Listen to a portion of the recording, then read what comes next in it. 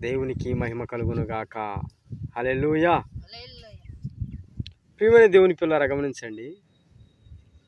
ఆయన రాకడతో వచ్చినప్పుడు మనం ఎలా ఉండాలి? సిద్ధపరచబడాలి. దివిటీలు పట్టుకున్న బుద్ధి కలిగిన స్త్రీలు ఎలాగ సిద్ధపరచబడ్డారో అలా ఈ లోకములో ఉన్న ప్రతి విశ్వాసి సిద్ధపరచబడాలి. ఈ లోకములో ఉన్న వాటి కోసం ఆయన్ని వెంబడిస్తూ, ఈ లోకములో ఉన్న వాటి కోసమే ఆయన మందిరానికి వెళ్తూ, ఆయన వైపు చూస్తూ, దేవుని వైపు, దేవుని రాజ్యం వైపు చూడకుండా ఇహ సంబంధమైన ఆశల కోసం, ఇహ సంబంధమైన వాటి కోసం దేవుని మందిరానికి వెళ్ళుతున్నటువంటి వారు అనేకులు ఈ లోకంలో ఉన్నారు. ప్రియమైన దేవుని పిల్లారా, క్రైస్తవుడు అంటే పడవలసిన వాడు.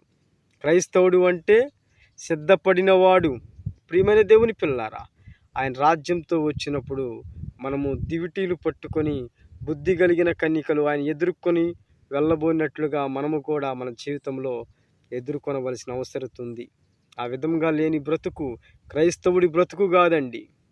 ఈ లోకంలో సుఖాన్ని అనుభవిస్తూ, ఈ లోకంలో సంతోషాన్ని అనుభవిస్తూ, ఈ లోకంలో ఉన్న వాటిని అన్నింటి ద్వారా సుఖ పొందుతూ చక్కగా సంతోషంగా బ్రతికేవాడు క్రైస్తవుడు కాడు.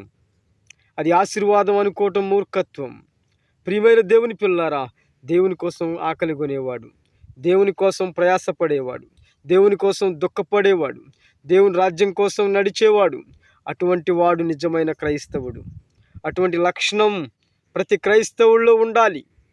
అప్పుడే దేవుని రాజ్యానికి వారసుడవుతాడు. దేవునికి స్తోత్రం. హల్లెలూయా.